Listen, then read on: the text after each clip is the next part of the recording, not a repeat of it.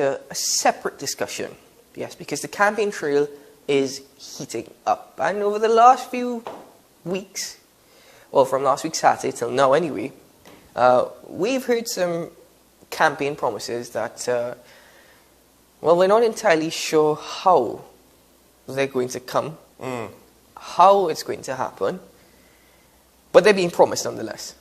Right? And then even adding to that, there are lawyers who are questioning, lawyers representing the woman who brought the lawsuits against the EBC over its recent reports and the creation of 3 new electoral districts in Tobago.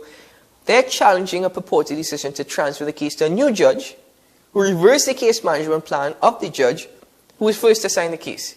That's rather confusing, but we'll get into all that in a bit. And as we're having discussions this morning, always a pleasure to have joining us out of Tobago, Dr. Faith B. Israel. Good morning, Dr. B. Israel. Hi, good morning. Good morning. How are you all today? We're doing good. Morning. We're laughing a little bit due to some situations and circumstances in Trinidad. We can't help but laugh because, you know. I'm laughing on the outside. I am crying on the inside, believe you me. Is that crocodile Yeah, taste? I saw that. That was kind of, well, maybe they have a friend who has a device who can then do the application for them. Hopefully. Well, you never know. We can only assume that is the case, and hopefully you're right. We do hope so. But Dr. B. Israel, as I mentioned before, the election campaign is really heating up in Tobago. About 3 weeks to go till the polls open. A historic time for the people of Tobago, for the island of Tobago, for the THA. But we're getting into the discussion of campaign promises. We've heard campaign promises from both sides.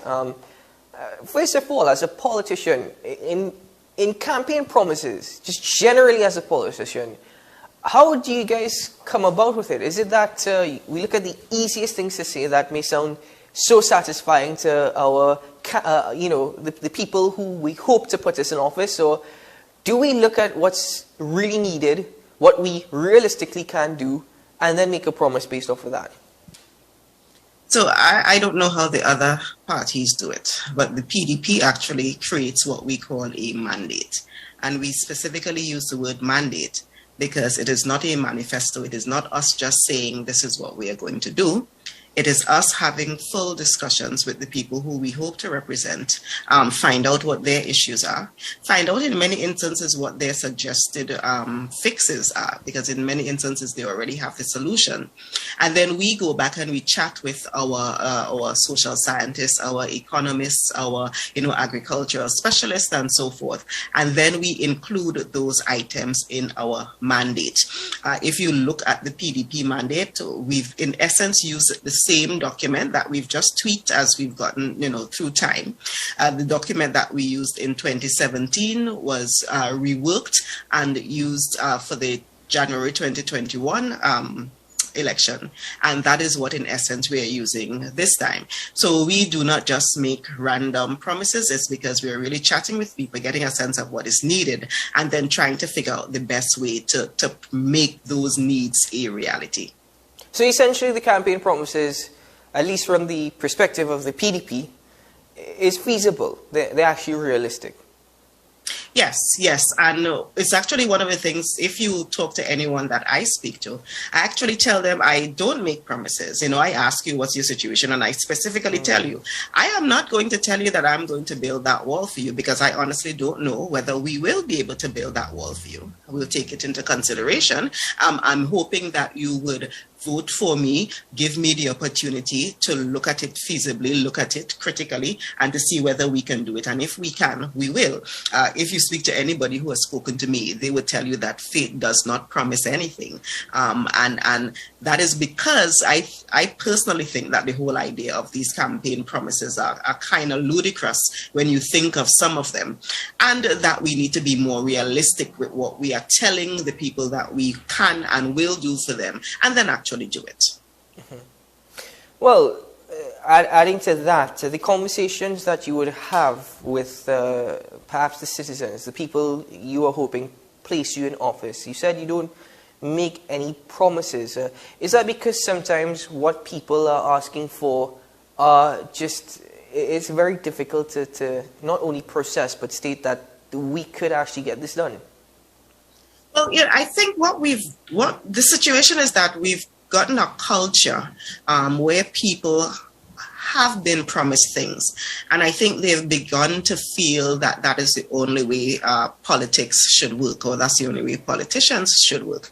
So they ask for things just because they know that is what you're supposed to do at this time, which is kind of unfortunate, because in many instances, some of the things that they ask for are not necessarily things that they absolutely need on one hand, and sometimes they actually miss the critical things that they need to ask for the easier things because they see that's what other people got.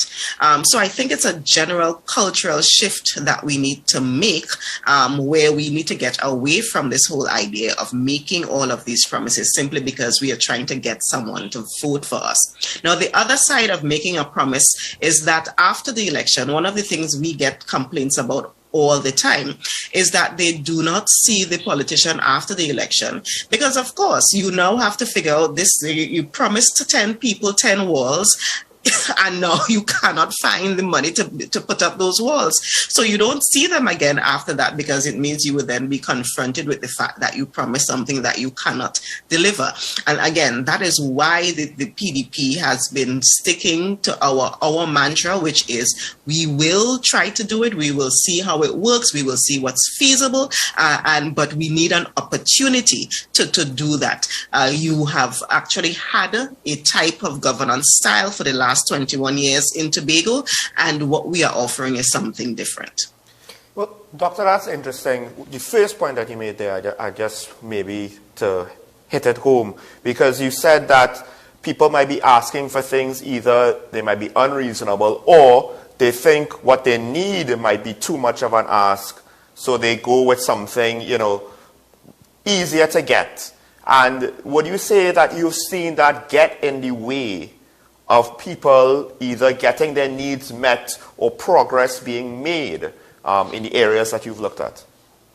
Yeah, exactly. And that is a critical issue. And not only do they think what they need is not feasible, in many instances, they don't even know how to articulate what their real needs are, because they are so used to I want a food card, I want a hamper, I want my driveway fixed. The things that they very quickly come to are not necessarily the things that would fix their problems. Now, for example, somebody who is asking for a food card or a food hamper is someone who needs a social support.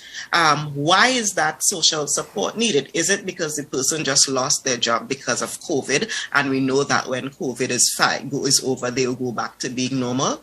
Or is this somebody who needs to be completely retooled? Is this somebody who needs to find a new job, who needs to get a new set of training or something like that? Is this somebody who needs help having their resume looked at, so that when they apply for a job, they are going with a document that will convince the employer that that is the person to hire? So just asking for the food card is one thing. Just handing over a food card is an easy fix, but you really have not actually fixed the core problem as to why the person is asking for the social support. And that is where I think we've been missing the mark. And because of that, we now have a community that is really too dependent on governments giving things like food cards, instead of depending on the government to set up the system to allow the family to not need a food card in the future.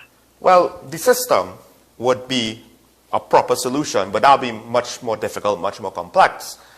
Would you say that politicians don't necessarily want to refuse these simple requests because they're easy to execute?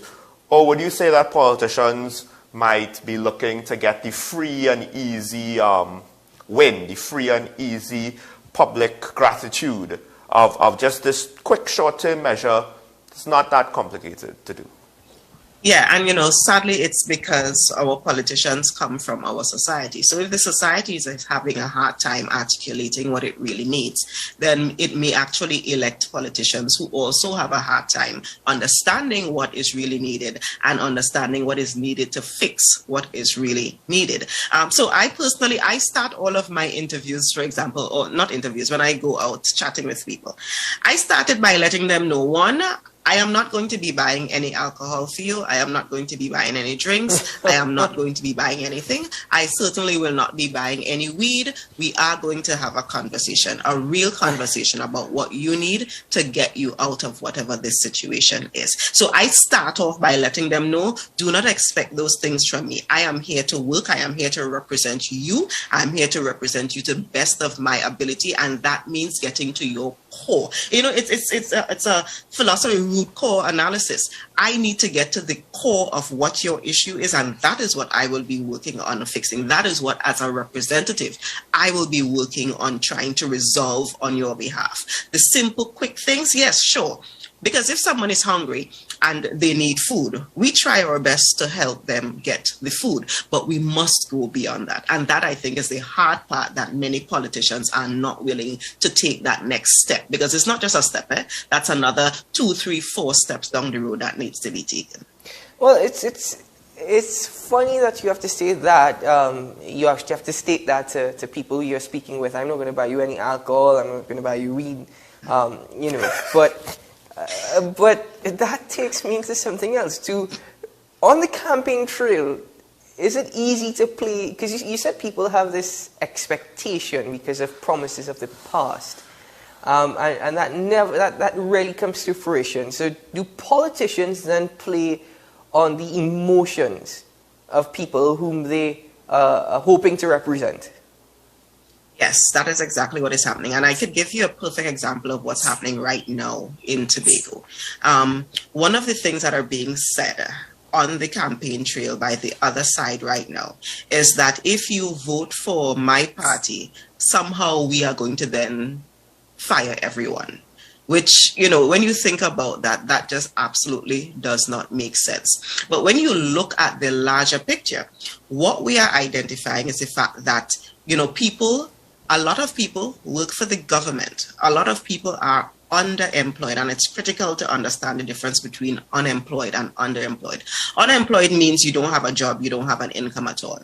Underemployed means that you have a job, you have an income, but it's really not enough to sustain most of your real needs. And when you look at a lot of the employment that we have in many of the, you know, the government jobs and so forth, it really is underemployment. And we've seen in Tobago where just before an election, every single time just before an election, a lot of people are employed in these areas where we know for a fact that they will be underemployed. When you look at the salaries that they would get at the end of the month, you know those salaries will not be able to meet their household needs. But we do the quick thing. We give them a quick work so that they vote for us. And then we forget the fact that we then have to figure out, one, how to maintain this kind of employment continually, but two, how to ensure that these people are able to live. And because we were able to play on the immediate need, we were able to, as we say in Tobago, plug a hole, you stop a hole. We then drop them, and now they are now afraid of what will happen.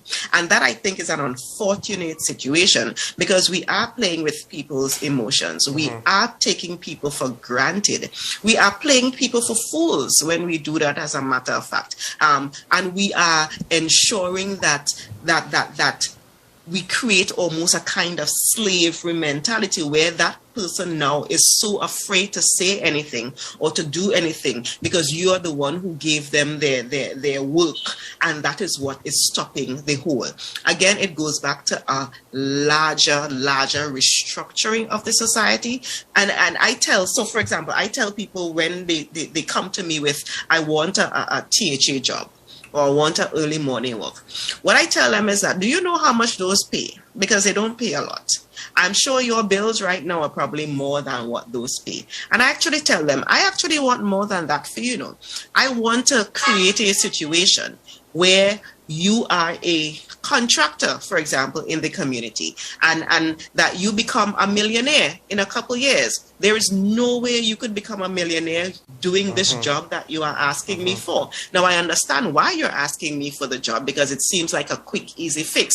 But I want to work with you. I want to ensure that you get the training. I want to ensure that we work on registering your business. I want to ensure on helping you learn how to create proposals so that you can apply for, contracts to do different things. That is what I want to do for you. I know that means I have a whole lot more work to do, but it's going to put both of us in a better position at the end of this. And I think the politicians that we've had before have not been willing to do that kind of hard work, and it has been to the detriment of the entire society.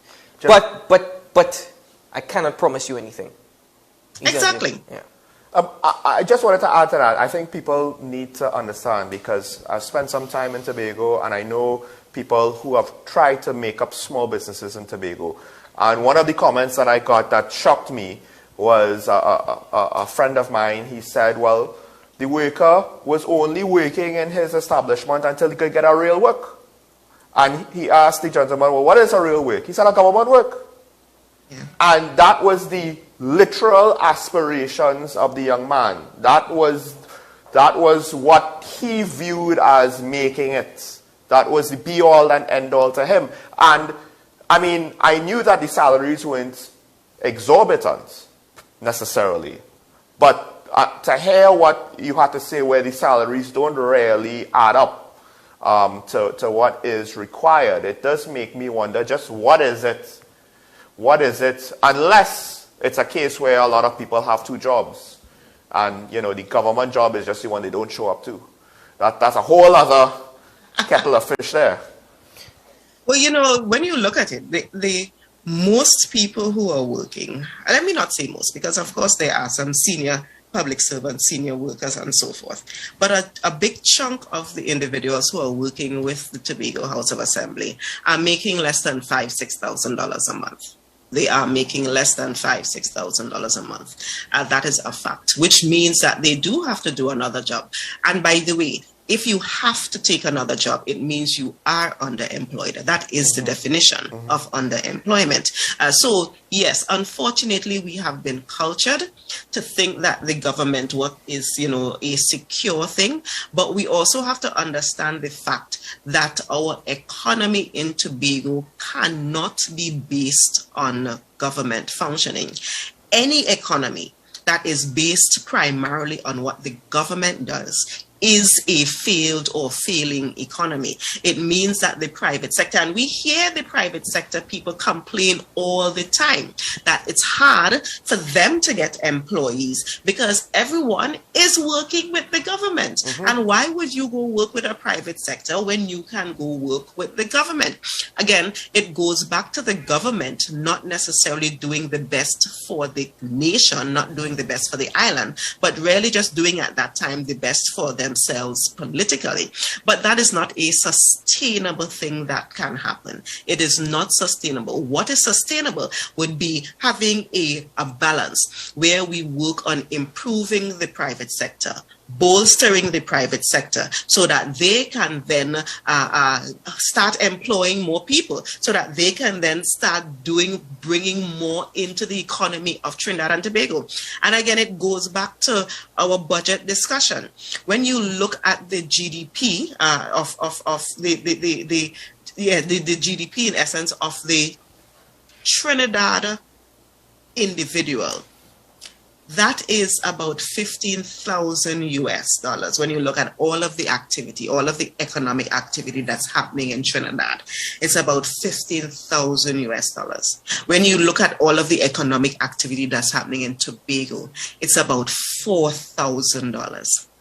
We are significantly behind. And a big chunk of why we are significantly behind is because we do not have the robust private sector that is able to bolster and is able to boost the economic activity. And if everybody is working for the government, then what else do we expect to happen? It means that people are in modern day slavery. It means that, and again, when we say working for the government, we're not even talking about a public servant who is a duly appointed public servant. Most of the people who are working for the government in Tobago are working on contract. Many of them have short-term contract, and we have to look at all of the spin-offs. There are people who are getting 3-month contracts. There are people who are getting a year contract. If you have a 3-month contract that is being renewed every 3 months, or a yearly contract that's being renewed every year, it means you cannot go to any financial institution and get a loan, get a mortgage, get anything like that, because according to them,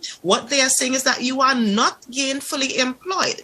So that is the kind of thing we have to seriously think about. And that is where we have to move out of that system, move out of that idea that, yes, the government work is the best work. Now, if you are a public servant, as in a duly appointed public servant, where you know that is your substantive post and that kind of thing, that's one thing. But the vast majority of people working with the THA are under contract and under short-term contract, which is a huge part of the problem. But also, doesn't that probably affect accountability, and doesn't that also probably affect the finances of the organization? Because if you're constantly renewing these contracts, and you're probably leaving room to employ more people on a short-term basis because you're thinking, it's short-term, we can hire them because it's short-term, 3 months and so on, doesn't that leave room for a lack of accountability, transparency, nepotism, corruption, and even perhaps a financial strain on the organization? And that is exactly what has happened to the Tobago House of Assembly. That is exactly what has happened to the Tobago House of Assembly over the last 20 years. And that is why we are in the position where our net economic activity is $4,000 and the net activity in Trinidad is $15,000. Wow.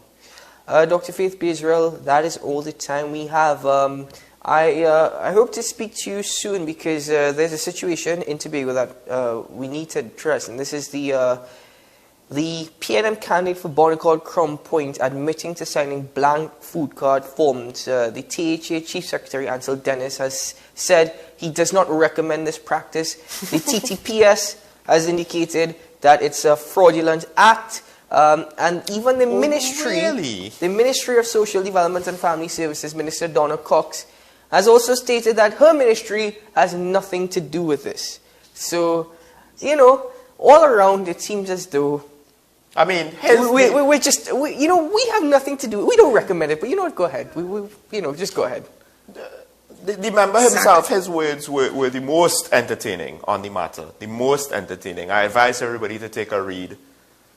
That is an elected official. If you do get a chance, take a look. And probably this is where we go back to election promises and how much, to what extent are people willing to go in playing the system with corruption in order to, as they like to say in Trinidad, eat our food. Right. Anyway, Dr. Bezrel, thank you very much. Wishing you all the best. And as you continue campaigning, please stay safe.